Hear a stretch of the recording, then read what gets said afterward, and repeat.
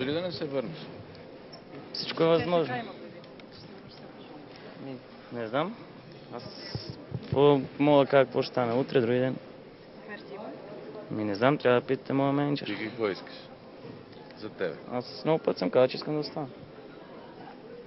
Но ако има някоя добра оферта, която задоволява отбора, както и мене, но аз ще си тръгна. Какво е добра оферта?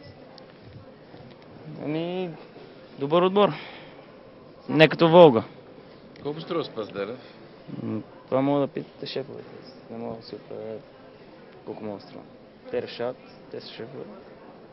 Значи да уточним, за тебе важен отбор, а не толкова парите, защото може и не чак толкова класен отбор да даде 5 милиона, да речем. Точно така. Аз ако исках пари някакви такива, можех още да отида в Волга, да си получавам пари и да се...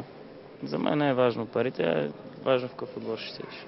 Как се чувстваш физически и онзи ден на матча с Блин, като че ли получи леко контузия? Чувствам се добре. Лека трябва, но шумя нищо сериозно. Има ли конкретна държава, в която искаш да играеш? Не искам да казвам точно кой. По принцип не ти ли натежава малко така постоянно, ежедневно да се справяш с къде или не чисто на подготовката? Да, това е... Те натоварва психически така. Постоянно се пише някакви отбори, че ти искат, но аз не искам толкова много да се пишат такива неща и да се тренирам, то ако си дойде, си дойде. Няма значение. И аз, да ви кажа честно, вече гледам да не ги чета тези работи. Как усещаш обстановката в отбора?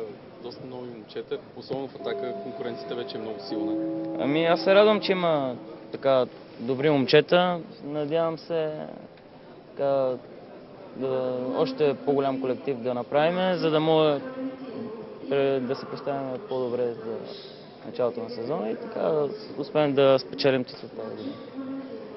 Ръката ти пише само Бог може да не съди. След като така се почува, значи е така. Какво очакваш от предстоящия лагер? Очаквам да се подготвим добре, имаме добри контроли, надявам се да се представим добре и защото знаете, че като се върнем веднага 3 дни след това имаме матч за Суперкупата, надявам се да победим. Това е. Успя ли да се чуеш с Божинов, между другото? Той отива в спортника, не както се пише, че ти. Не съм се чул. Не се познаваме така лично. Надявам се, пожелавам му успех, да се представи добре. Ти на по-младите в отбора, ти вече с по-опитен, как помагаш? Карачанаков? Те дойдоха от Пирин, много добре знаят, че аз съм играл там. С Карачанаков толкова не се познавам, но с Александър Якимов се познавам доста добре, още от малки сме заедно, в моето село е. Надявам се по-бързо така да се адаптират към отбора и пожелавам успех.